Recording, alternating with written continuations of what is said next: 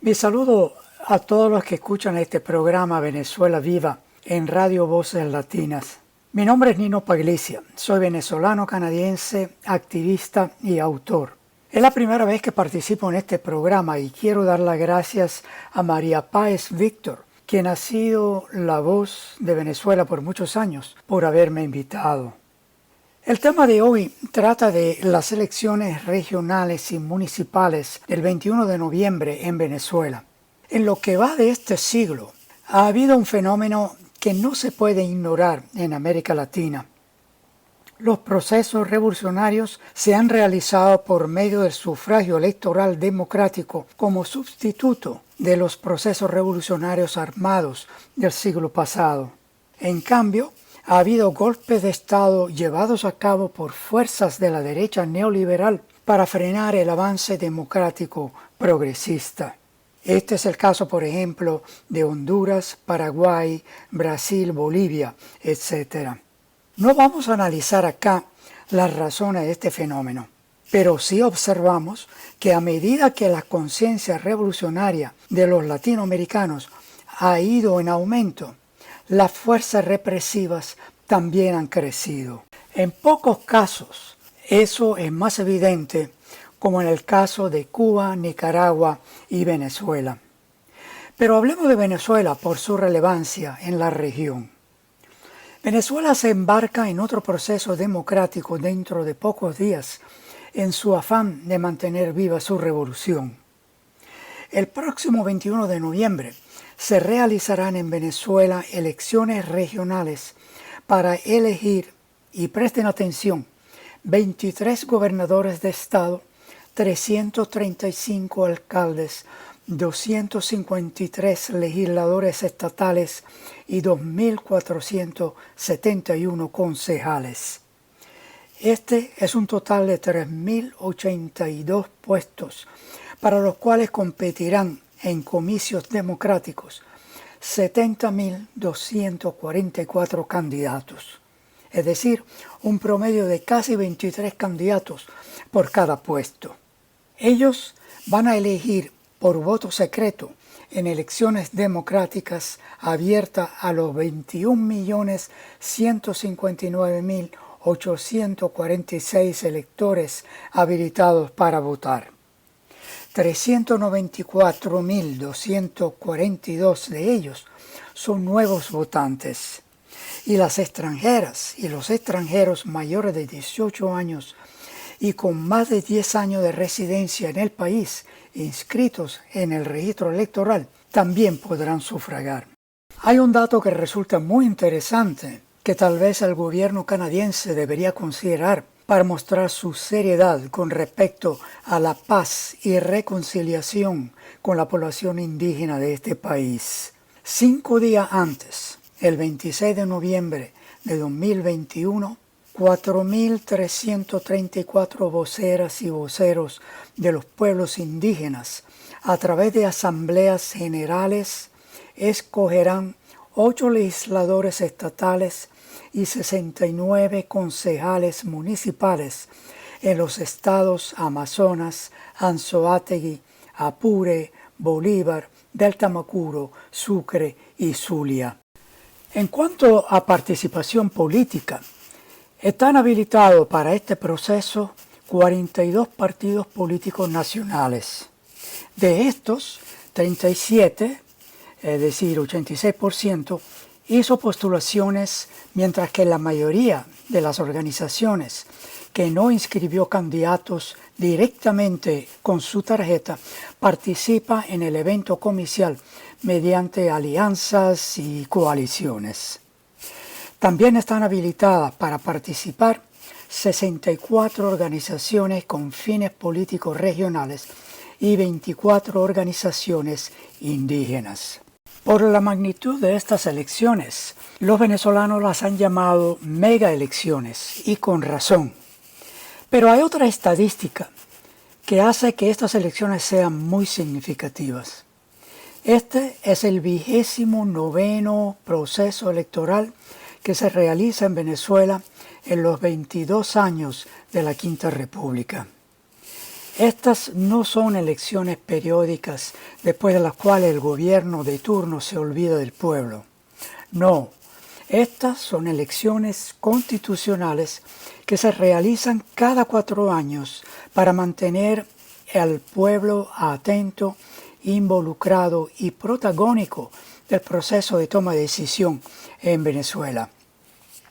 A pesar de todo esto, algunos gobiernos foráneos se dedican a denigrar las elecciones en Venezuela por ser fraudulentas, sin nunca dar pruebas de esa acusación, y por no ser democráticas. Sin más argumentos sólidos, esos gobiernos han decidido declarar al gobierno de Nicolás Maduro ilegítimo. El gobierno de Canadá es uno de ellos, en no reconocer la legitimidad del presidente de Venezuela, que fue elegido por la mayoría de los electores venezolanos en mayo del 2018. En cambio, reconoce a alguien que se autonombró presidente en una plaza pública de Caracas. Por supuesto, el gobierno de Estados Unidos está a la cabeza para deslegitimar al gobierno de Maduro. Imagínense qué pasaría si el gobierno de Venezuela se atrevería a no reconocer la legitimidad del gobierno de Canadá y lo acusaría de no ser democrático porque los 105 miembros de la más alta Cámara Legislativa del Parlamento, el Senado, no son electos por los canadienses, sino son nombrados por el primer ministro. Imagínense qué pasaría si el gobierno de Venezuela se atrevería a no reconocer la legitimidad del gobierno de Estados Unidos y lo acusaría de no ser democrático porque el presidente y vicepresidente no son elegidos directamente por los estadounidenses, sino que son escogidos por 540 miembros del llamado colegio electoral. Lo que Venezuela sí se atreve a hacer es a acusar a Estados Unidos y Canadá de interferir en los asuntos internos de Venezuela y a rechazar categóricamente la forma de esa intervención a través de medidas unilaterales, coercitivas, económicas y financieras, que son además ilegales según la Carta de las Naciones Unidas y la Carta de la Organización de Estados Americanos. En un discurso de las Naciones Unidas en 2006, Hugo Chávez acusó a Estados Unidos de promover lo que él llamó la democracia de la élite en el mundo. Es decir, cuando un selecto grupo de individuos, seleccionados generalmente por los Estados Unidos, es el que asegura que la administración del Estado favorezca a los intereses de las corporaciones nacionales y extranjeras, estableciendo políticas neoliberales que empobrece a la mayoría de los trabajadores. Chávez llamó a este tipo de neoliberalismo una dictadura mundial. Venezuela se ha liberado de la dictadura neoliberal, del punto fijismo de los dos partidos AD y COPEI, que habían dominado y destruido la economía de Venezuela durante casi 40 años. Sin sanciones ni bloqueo, solo con políticas neoliberales impuestas por el Fondo Monetario Internacional. Sin embargo, hoy Canadá, entre otros, interviene para promover un retorno pacífico a la democracia. Si Canadá está verdaderamente interesada en un retorno a la democracia en Venezuela, debería de renunciar a las aspiraciones, a las riquezas mineras de Venezuela, levantar todas las sanciones contra venezolanos y tener una política independiente de Estados Unidos hacia Venezuela. Una política de hands-off, manos afuera de Venezuela. Venezuela se ha embarcado en el desarrollo de su propio modelo de sociedad democrática, participativa y protagonista, basado en su derecho a la soberanía y a la independencia. Eso es de acuerdo a su propia Constitución y a los acuerdos internacionales.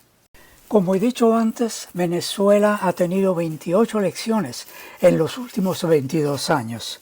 Elecciones de todo tipo, presidenciales, regionales, para elegir miembros a la Asamblea Nacional y hasta referéndum de revoco presidencial. Pero hay dos elecciones que debemos recordar por tener una tremenda trascendencia en la vida política de la nación que todavía tiene repercusiones hoy en día. Estas son las elecciones para la Asamblea Nacional del 2015 y las elecciones presidenciales de 2018. Las elecciones de miembros para la Asamblea Nacional del 2015 fueron ganadas legítimamente con mayoría de miembros de la coalición de la Mesa de Unidad Democrática en oposición al gobierno de Maduro. Juan Guaidó era uno de esos miembros, ciertamente no el más popular, hasta que fue elevado de estatus por Estados Unidos pocos años más tarde. Que ganara la oposición no tuvo ninguna reacción política. El presidente Nicolás Maduro reconoció esa asamblea sin problemas. Lo que sí tuvo una reacción política es que al instalarse la asamblea, en el primer discurso de su presidente de la oposición, el señor Henry Ramos Salud, prometió descaradamente en el recinto legislativo el 5 de enero del 2016 que dentro de 6 meses Maduro ya no sería presidente. Lo que de hecho él prometía era un golpe parlamentario dentro del mismo recinto del Parlamento. Pero salió al tiro por la culata, porque en su afán de lograr la mayoría absoluta necesaria para el golpe, el grupo opositor intentó forzar la juramentación de unos 3 parlamentarios que habían cometido fraude electoral comprobado. El resultado fue que el Tribunal Supremo de Justicia declaró a la Asamblea en desacato por no aceptar su decisión de desistir en ese nombramiento. La oposición perdió una gran oportunidad de dedicarse a introducir legislación que le ganara mayor apoyo de los venezolanos para tal vez hasta ganar las elecciones presidenciales. En cambio, al perder el poder parlamentario, la oposición, o por lo menos una parte de ella, se dedicó a lo que se conoció como el período de gran violencia en Venezuela, con las llamadas guarimbas, que tuvo su pico en el 2017. Uno de los guarimberos, por cierto, fue el mismo señor Juan Guaidó. Hay fotos que prueban eso. Recuerden de paso que ya en marzo del 2015, el presidente Barack Obama declaró a Venezuela una amenaza para la seguridad nacional de Estados Unidos y puso las primeras sanciones a 7 venezolanos, justo cuando Venezuela empezaba el proceso electoral democrático, donde la oposición resultó con mayoría en la Asamblea Nacional. Otro tiro por la culata para Estados Unidos. O tal vez un afán de precipitar una crisis política en Venezuela. La Asamblea Nacional, en desacato, siguió actuando inconstitucionalmente hasta que en el 2019 elige a Juan Guaidó como su presidente, que por supuesto no tiene ninguna validez legal, pero eso tiene su lógica torcida, que se reveló poco después. Como Nicolás Maduro había ganado las elecciones presidenciales en mayo del 2018, que la oposición había boicoteado, Juan Guaidó, a instancia del gobierno de Estados Unidos, se autonombró con solo los aplausos de un grupito de amigos, presidente interino de Venezuela. Y eso fue en enero del 2019. Precisamente cuando Maduro tomaba posesión de la presidencia de Venezuela, legítimamente ganada por un proceso electoral democrático. Yo recuerdo muy bien esas elecciones de mayo del 2018, porque yo estaba listo para votar como venezolano en el consulado de Vancouver. Pero eso no me fue posible porque el gobierno de Canadá no permitió esa votación, declarando que había fraude antes, repito, antes que la votación se realizara. Al hacer eso, se pusieron rotundamente del lado de la oposición dirigida por Juan Guaidó, que decidió boicotear las elecciones presidenciales por esa misma razón absurda de fraude. Este es el mismo gobierno canadiense que se jacta de ser amante de la democracia y que se la reclama al gobierno de Nicolás Maduro, pero no permite unas elecciones que Venezuela tiene derecho a que se realicen en su territorio nacional y en sus consulados en el mundo, basado en sus leyes y su constitución nacional.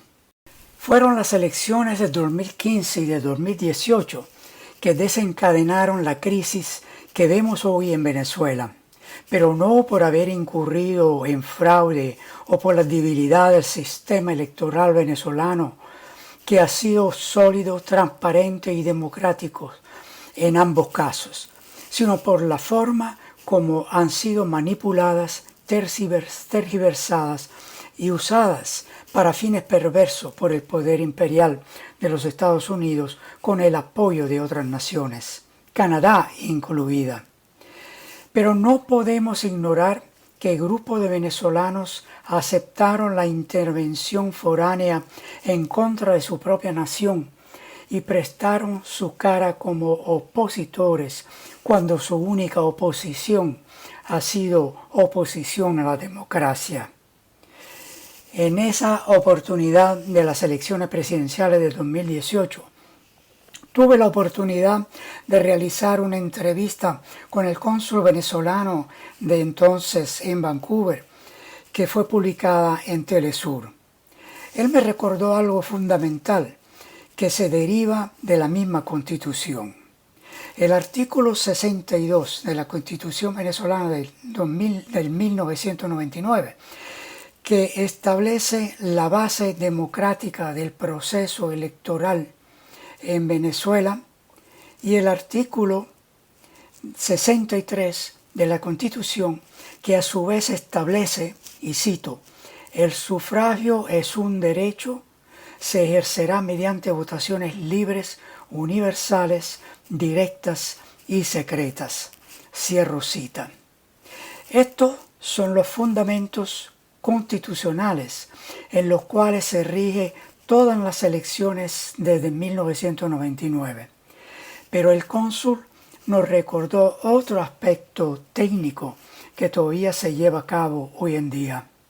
En el 2004, Venezuela se convirtió en el primer país del mundo en realizar una elección nacional con máquinas que imprimían la tarjeta de votación para ser comprobada por el elector. Y en el 2012 se realizaron las primeras elecciones con autenticación biométrica del elector para que la máquina de votación se activara para el elector. De esta forma, solo puede haber un voto por elector y no más. Estas son garantías en las cuales todos los votantes venezolanos pueden contar. El pasado mes de octubre organizamos un webinario por Zoom al cual invitamos al editor del medio digital Orinoco Tribune, Jesús Rodríguez Espinosa, como ponente. Él nos habló con detalles desde Caracas sobre las elecciones a realizarse el próximo 21 de noviembre. Lo primero que Jesús nos recordó fue la afirmación del expresidente estadounidense Jimmy Carter cuando fue observador de las elecciones presidenciales del 2012, cuando Hugo Chávez fue reelecto para su cuarto mandato. Recuerden que ese fue el año cuando se introdujo la autenticación biométrica que Carter mencionó en su informe, que terminó con su frase a menudo recordada, y cito: de las 92 elecciones que hemos monitoreado, diría que el proceso electoral en Venezuela es el mejor del mundo. Cierro cita. ¿Qué ha cambiado desde entonces? Absolutamente nada. Es el mismo proceso electoral que inclusive llevó a la victoria de la oposición en el 2015. La única que ahora esos gobiernos dominantes reconocen sin fraude. Pero cuando pierden una elección o saben que van a perder, entonces hay boicot y se declara que hay fraude. Ese es un juego del cual hasta un niño se da cuenta. Lo único que ha cambiado por lo peor es la determinación de la política exterior de Estados Unidos y otros países de producir un cambio de régimen en Venezuela y de destruir a la revolución bolivariana, porque se dieron cuenta de que no iban a poder lograr eso por la vía electoral. Por la vía del golpe también habían fallado contra Chávez en el 2002. Ni les resultó por la vía de las invasiones mercenarias.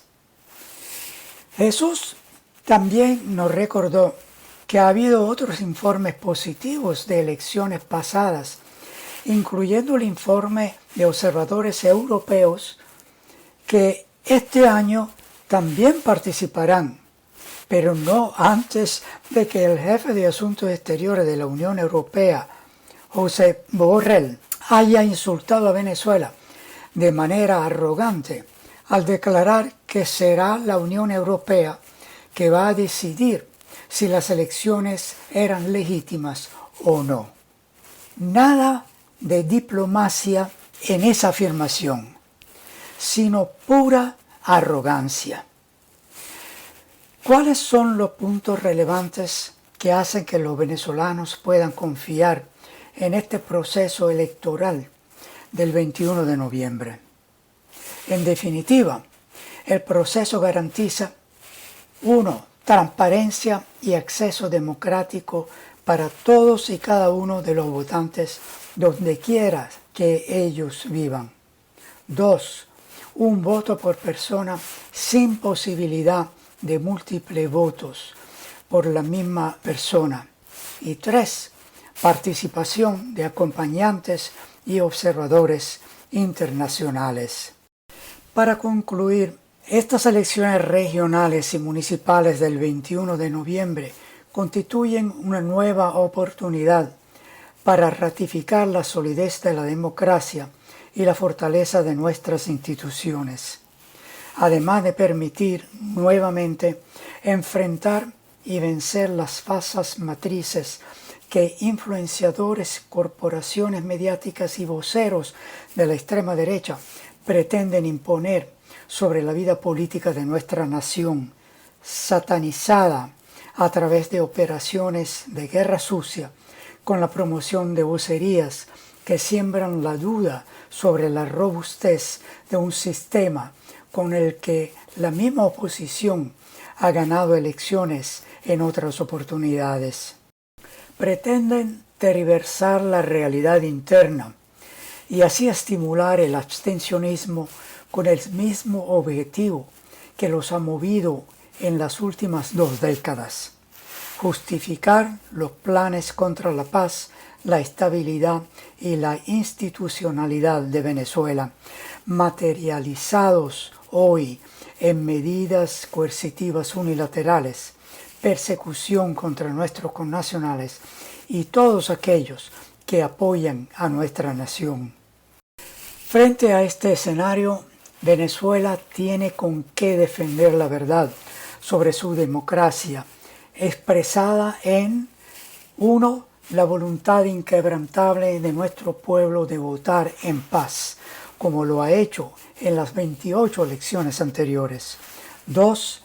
La disposición de las instituciones del Estado en construir las más amplias garantías para el ejercicio de la política, sin sectarismos ni persecuciones. Y 3.